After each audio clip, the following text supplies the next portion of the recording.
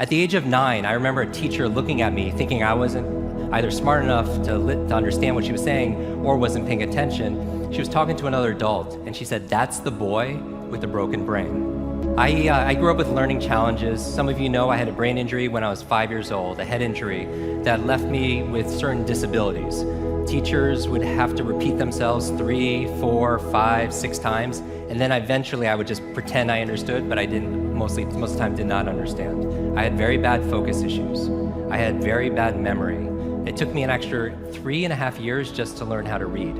And I learned how to read by reading comic books, actually. Something about looking at the superheroes and good versus evil and the illustrations, that the idea that one person can make a difference. How many people believe one person can make a difference, right? That they provide hope and they provide real help. And when I look here, I look at a room full of superheroes. Because I said, in the beginning, I said, you know, it's just showing up and then playing full out. And so what does a superhero do? They have, what's the defining characteristics of a superhero? They have superpowers, right? And how many people have found their unique ability, their superpower? You're discovering it, right? Your unique talent, your unique strength, something that's unique to you. But then just having a superpower, does that make you a superhero? You have to use that power for good, for some kind of purpose on top of that, right? How many people feel like when you're learning something, it feels like you're taking a sip of water out of a fire hose? And not just that, it has an effect on our health also, right? They call it information fatigue syndrome, because everything is a syndrome, right? So higher blood pressure, compression of leisure time, more sleeplessness, or even if you have a little bit of free time, you can't even enjoy it because your mind's still multitasking. And also, not just the supervillain of digital overload, but digital distraction. How many people feel like your mind is so distracted and you can't focus on just one thing anymore? And this is a challenge. That takes away from your ability to be present, your ability to be able to get things done, your ability to be able to be profitable. And I don't just mean financially profitable, that's obvious, right? We live in an age where it's not your muscle power, it's more your mind power. It's not your brute strength, it's your brain strength, right? And so the faster you can learn, certainly the faster you can earn, but not just financially, in all the areas of your life, all the treasures of your life, your health, your relationships, your career. Now I want you to think about, if you could learn any subject or skill faster, what would it be? Outside of learning how to learn. After learning how to learn, what subject, what are you interested in? Whether it's martial arts or it's Mandarin, whether it's music or marketing, there are subjects that we're interested in, right? And we live in this expert economy and we want to be knowledgeable about things because knowledge is not only power, knowledge is profit. And so I'm going to be sharing with you some of my favorite strategies and states to be able to learn any subject or skill faster. I'm going to give you 6 keys to learn anything faster. You can write these down. I want you to remember, be fast. So B is believe. Believe you can, believe you can. Now the E is exercise. And what I mean by this is I mean physical exercise. Because your brain, the primary function of your brain is to control your movement. As your body moves, your brain grooves. So if you want to change your state, exercise and movement is key. The F is to forget. And what do I mean by that? A lot of people don't learn faster because they feel like they know it already. I'm going back to chronological age, but it's not chronological age, it's really the age of your mind and your heart. A lot of people don't learn because they haven't emptied their cup. Does that make sense? That you hear all these cliches, but there's truth in every cliche, that your mind is like a parachute, it only works when it's what? It's open. So this is the beginner's mind, right? So you want to forget about anything else than what you're learning here, temporarily. The A in FAST stands for active. Learning is not a spectator sport. Learning is not a spectator sport. The human brain and the mind doesn't learn consuming information, it learns through creating it. Your mind doesn't learn based on consumption, it learns through creation or co-creation in this state. Does that make sense? So you have to be active. You take notes, you ask questions, you participate in it. The S in FAST stands for state. So this is emphasizing the state, that all learning is state dependent. I never want to learn in a bored state, right? Most people, like when they read, they're in a bored state. How many people, you read a page in a book, get to the end, just forget what you just read? And you go back and you reread it, and you still don't know what you just read because you're in that bored state. How many people use reading as a sedative? Like you have this token book that's been inside of your bed for an embarrassingly long period of time, but if your state that you have associated to this activity called reading is falling asleep or a 0, anything times 0 is what? Is 0, and people wonder why they don't remember what they read. So control your state. Finally, the T in FAST and B FAST stands for teach. I recommend that throughout this entire gathering and beyond, you learn with the intention of teaching it to somebody else. So the B stands for what? Believe. Believe you can, believe you can, you're right. The E stands for what? Exercise. As your body moves, your brain grooves. The F stands for what? Forget. Beginner's mind. Your mind's like a parachute, only works when it's open. The A stands for what? Active, because learning is not a spectator sport. The S stands for what? State. All learning is state dependent. And finally, the T is what? Teach, because when you teach something, you get to learn it twice. There is no such thing as a good or bad memory. There's just a trained memory and an untrained memory. Now, here's the thing. I grew up with these learning challenges. I had all these difficulties all through school, all through elementary, middle school, junior high, high school. I had all of these challenges. At the age of 9, I remember a teacher looking at me thinking I wasn't either smart enough to understand what she was saying or wasn't paying attention. She was talking to another adult and she said, "That's the boy with the broken brain." And I was like, at 9 years old, right? And so those kind of identity issues, those beliefs, does that make a difference? Yes, right? And a lot of people believe that they can't do certain things. They could just never remember names. So I could teach them a strategy, but if the belief is not changed, what happens? It's not, because it becomes self-fulfilling. I remember running a marathon, and preparing for it, I read a chapter of one of the books, and it was on the psychology of running a marathon, right? The mental part. And it said this verbatim, word for word. It said, "Your brain is like a supercomputer, and your self-talk is a program it will run. So if you tell yourself you're not good at remembering names, you will not remember the name of the next person you meet because you programmed your supercomputer not to." You have to monitor your self-talk. If you go around tell people, "Oh, I have a horrible memory, I'm not smart enough, I'm getting too old," fill in the blank. First of all, if you fight for your limitations, you get to keep them. A lot of people are like, "Oh, I'm so forgetful, I'm so busy," which that whole busyness really bothers me. Like where people, how are you doing? I'm just so crazy, so stressed, so busy. It becomes like a badge of honor that people wear all the time. And then what do you start reinforcing? Being busy, right? But here, going back to this, your self-talk is the program that will run. So you want to be mindful, right? And stand guard to your mind, because your mind is always eavesdropping on your self-talk. Now, it's been shown in science, the research, by playing more actually creates neurogenesis and neuroplasticity. This would be a great mental exercise. Let's go around and just raise your hand, and let's give a group number, one number we create together as a group for all of us to try to memorize. Let's see how we go about remembering things now. Let's raise your hand and just let's come up with, let's try to remember a string of numbers, maybe 10 or 20 numbers, and we'll do the best we can. You can write them down, and then let's see if we can memorize them together. Let's do them at 2 at a time. So instead of saying 1, 7, just say 17, and then just 2-digit number. 88. 88. So everyone writes 88, right? We got the game here? We're going to keep on going until we get to a threshold and we see if we can memorize these numbers. 54. 54. I'll repeat it so you guys hear it also as well. 54. 35. 35. 21. 21. 99. 99. Bingo. By the way, how many have we had so far? Single digits. Just give it 10. Does everybody 11. have 10? I want to make sure we're all on the same page here. All right. Something over here? 66. 11. 66. 66. 11 and 66. 23. 23. Number 23. 13. 77. 77. How many numbers is that, by the way? 20? Are we doing pretty good? How many do you remember so far, do you think? Let's do a few more. Let's do a few more for the heck of it. 38 or 39? Let's go with 39. 39. And before that was 77, is that true? Very good, we're on the same page. 39. Let's do a couple more. Yeah, here? 42. 42, good, 42. 06. 13. 13. Did we do 13 already? That's okay, let's do it again. 13 is great. And then last one? 42. Again, 42. Now, I want you to do this. Close your paper and then just write down as many as you remember. In order, yes, definitely in order. It's the only way it kind of works. All right, let me try to do it, okay? Let me try to do it with you, and you guys could check, all right? And I'll look here so you know nothing is being broadcast here. All right, I'm gonna do single digits. 8, 5, 4. How are we doing so far? 3, 5, 2, 1. Yes? 9, 9, 1, 1, 6, 6, 2, 3, 1, 3, 7, 7. How am I doing? Good. 394206. Is that good so far? 1342.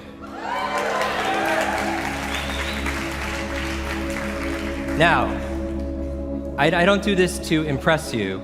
I do this more to express to you what's possible. I grew up with learning challenges, with difficulties. How about this? How many people want to see me memorize this backwards? Recall it backwards. Let me try to get most of this list backwards, all right? 2, 4, are we good? I want to make sure we're in the right thing. 3, 1, 6, 0, 2, 4. Is that good? 9, 3, 7, 7, 3, 1, 3, 2, 6, 6, 1, 1, 9, 9, 1, 2. How are we doing? 5, 3, 4, 5, 8, 8. So what if you could get in these kind of states and have strategies to be able to do the things that you need? How much more productive could you be as a coach, as an expert, as a speaker, as an entrepreneur, as a parent, as a student by having these kind of strategies? What really upset me is when I struggled my whole life with my whole childhood life until I was 18, where I hit a wall. I literally, when I became a freshman in college, I was lucky to get into, I was like, I want to make a fresh start. And I was like, I want to show my family, I want to make them proud. I want to show the world, myself, that I was good enough and smart, that I could really do this. So I worked really hard, and I did worse. And I was ready to quit school, and I was living in the library. I wasn't eating, I wasn't, sleeping, I wasn't doing anything that was good for me, nothing in wild fit, all the things I should be doing to build my superhero strength. Ended up passing out in the library late night, and I fell down a flight of stairs. I hit my head again, and I woke up in the hospital 2 days later. And at this point, I weighed about 117 pounds. I was wasted away. I thought I died. Maybe part of me wished that I had. And also, when I got out, I was like, there has to be something better for me here. What do I do? And the nurse came in at that exact moment and brought a mug of tea. And on the tea was a picture of a genius, a true genius, the opposite of what I felt I was at the time. It was Albert Einstein. And it said this quote that you've all heard in some iteration: the same level of thinking that's created the problem won't solve the problem. The same level of thinking that's created the problem won't solve the problem. I was thinking, what's my problem? I'm a really slow learner. How do I think differently? Maybe I can learn how to learn, right? And I was just I picked up a course bulletin to look at classes, and they're all classes at school on what to learn. Math, history, science, Spanish, right? All important subjects, but what to learn. How many classes were on how to learn? No classes. Classes on, where's your class on creativity and problem solving and thinking, right? Where's your classes on reading faster and having better focus and concentration or improving your memory? I always thought it should have been the 4th R in school. They teach you 3 R's: reading, writing, and what? Arithmetic. What about remembering? What about recall? What about retention? Because Socrates says there is no learning without remembering. There is no learning without remembering. How many people here have a number you call all the time, but honestly, if you don't have your phone on or with you or the battery's dead, you honestly do not know that number? You call it every single day almost, or text it or whatever. And so the challenge here is this. The 2 supervillains that we're talking about, it's digital overload. Too much information, too little time. The amount of information is doubling at dizzying speed, but how we learn it, how we remember it, has that changed at all? If anything, there's been a decline. The amount of information is doubling like this. Your learning abilities, in terms of your reading, memory, everything is flatline. That gap creates the stress that you feel on an ongoing basis, right? How do you catch up? How do you keep up? How do you get ahead, underneath that velocity, right, and that acceleration? The other thing that I talk about supervillains, not just digital overload, is digital distraction. Digital distraction, right? I'll tell you the worst habit, and you're gonna hate me for saying this, the first hour of the day is touching your phone. It's the worst thing you could do, because you have that addiction to it. And I'll tell you the reason why you don't want to do it. I'll give you 2 reasons. The reason why you don't do it is when you wake up, talking about brainwave states, we're talking about superhero states, your brain cycles through different brainwaves. Beta is when you're most awake. You're in beta, most of you right now. Delta is when you're asleep. Hopefully nobody's in delta right now. Theta is right above delta. That's the state of creativity we talked about, like when you're in the shower, right? You're so relaxed, almost in and out of sleep. You're so creative, right? You're very inspired. In between theta and beta, when you're most awake, is a state called alpha. It's a state you go in when you meditate. States you go into when you do deep breathing. State you're also in when you watch television. How many people have ever seen somebody watching television? You're trying to talk to them, but they're watching their favorite show, their sports, or whatever it is, or maybe you're guilty of it too, and honestly, that person is not hearing you. You know that? You're talking to them, but they're so in trance, right? Television programming, it's programming them. They're in such trance, they're in an alpha state. And the alpha state is where your conscious mind is set aside and you're not filtering. It's information just coming in. Alpha state is a great state to learn in though. Great state to learn facts. Great state to be able to learn foreign languages also. Great states to learn information like giving presentations and scripts. One of the ways we work with actors, putting them to an alpha state, so they're in this relaxed state of awareness where their conscious mind is set aside and information is just flowing in, like television. And you could control those states because you have the responsibility once you learn the strategies behind it. We talked about the first villain, supervillain. We're talking about superheroes. You're a superhero. The supervillains that are taken away from your joy, your productivity, your peace of mind. Digital overwhelm, digital distraction. I'll add a third one I wasn't going to say. Digital dementia. And this is a real medical term right now. This is the idea that we're outsourcing our brains to our smart devices. We're so reliant on our smartphones that our smartphones are making us stupid. Does that make sense? That, I mean, it's convenient. I don't want to memorize 500 phone numbers, right? Nobody wants to do that. But we've lost the ability to memorize one.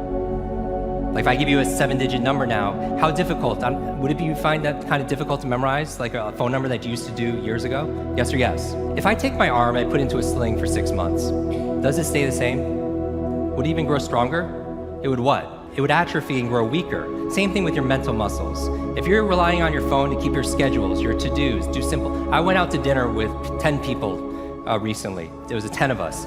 And 3 people at the end pulled out their phones to divide the bill by 10, right? And we've lost that ability to use we've lost the ability to be able to do certain things. And so that's where digital dementia is. I was talking to Dr. Daniel Amen, who wrote Change Your Brain, Change Your Life, right?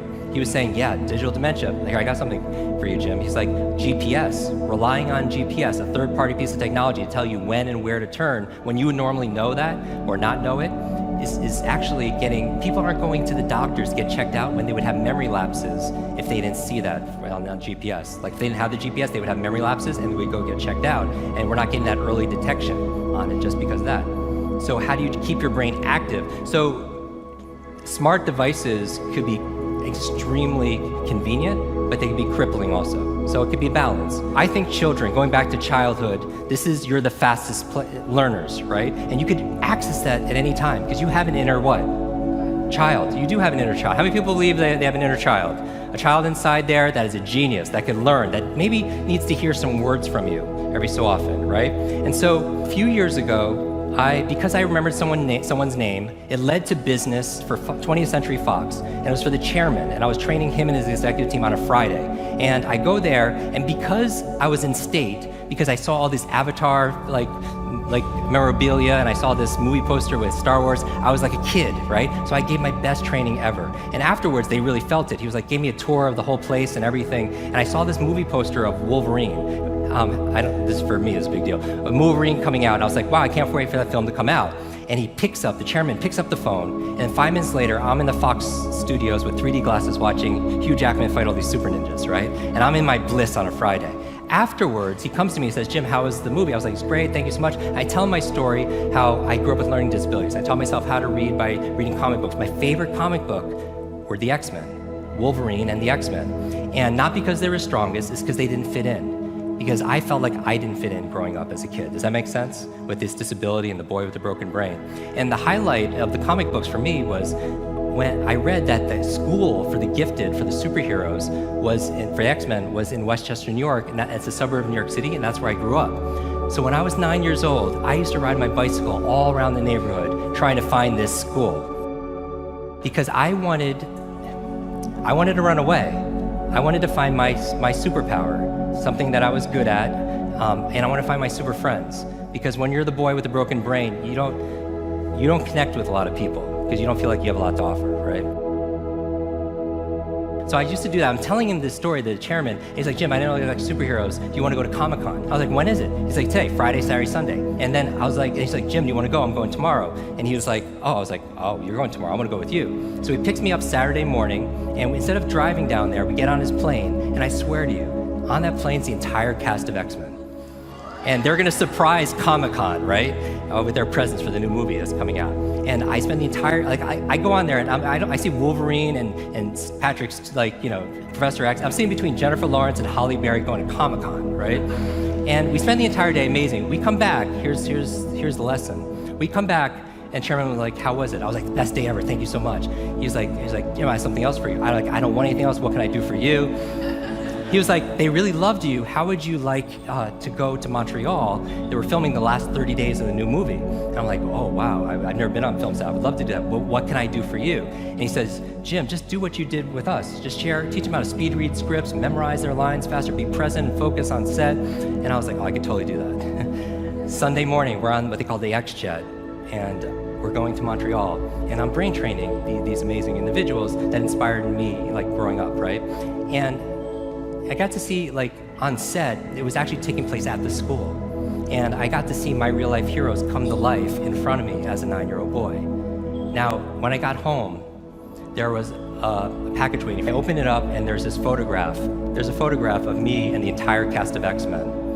And even better than Halle Berry and Jennifer Lawrence and everything that's on there was the note from the chairman. It said this, Jim, thank you so much for sharing your superpowers with all of us. I know you've been looking for your superhero school since you were a kid. Here's your class photo.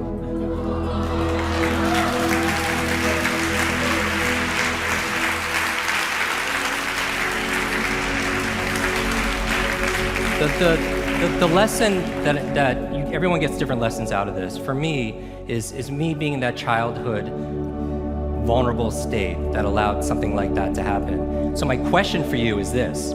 If you could go back to that child inside of you, that younger self, and right now tell them something that they need to hear, what would that be?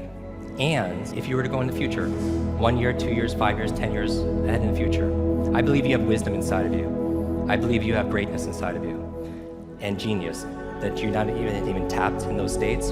If you were to project 10 years ahead of time and look back on this day right now, what does your current self need to hear from your future self? I have a quote that I get quoted on more than anything else. It talks about an egg and stress, that your egg is like your life, that if an egg is broken by an outside force, life ends. But if it's broken by an inside force, life begins. And all great things begin on the inside.